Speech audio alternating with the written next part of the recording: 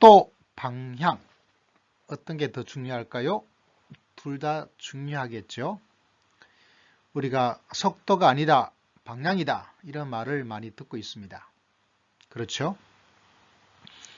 스피디한 이 나라 한국에서 너무 빠른 속도를 가지고 살고자 하는 속도, 초고속 지향을 하고 있습니다. 그런데 방향이 문제가 되고 있다. 굉장히 중요한 이야기를 하고 있습니다. 자, 믿음 생활은 어떨까요? 믿음 생활, 속도일까요?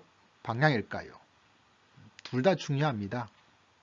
방향 없어도 안 되고 속도가 없어도 안 되고, 그러나 한국의 초고속 사회에서 방향을 이야기하고 있는 것처럼 믿음 생활에도 방향, 어느 쪽으로 갈 것인가 굉장히 중요한 이야기 됩니다.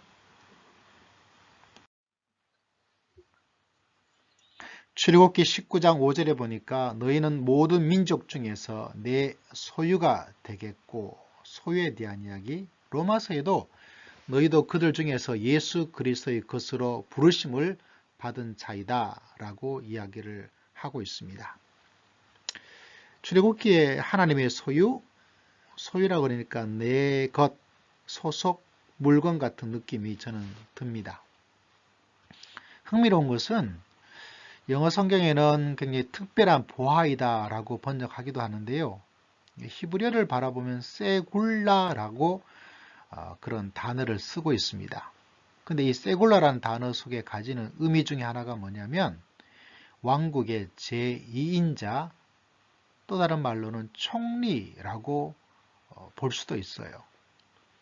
다시 말하자면 너희가 모든 민족 중에서 하나님의 2인자가 되고 하나님을 대신하는 총리가 되어서 다스려 나갈 것이다 라는 이야기를 하고 있는 것이죠. 다시 말하자면 하나님께서 우리들에게 통치권을 넘겨주겠다.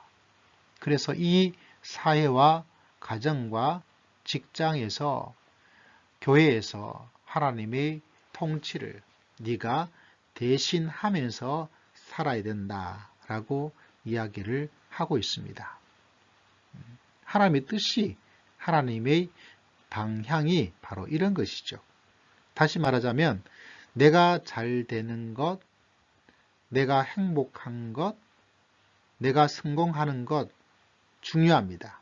그런데 하나님의 사람, 예수 그리스도의 것, 하나님의 것, 하나님의 백성이라면 어떤 방향을 가지고 있어야 될까? 하나님께서 계획하고 하나님의 뜻하고 있는 것들을 잘 진행해 나가는 것, 하나님의 뜻을 기억하고 이 땅을 하나님의 아름다운 통치가 임할 수 있도록, 그래서 주님께서 기도한 것처럼 하늘에서 그 뜻이 이루어진 것처럼 이 땅에서 이루어지도록 노력하는 것, 그게 바로 믿음 생활입니다. 참 중요한 방향인데 이 방향을 모르는 사람이 대부분이죠.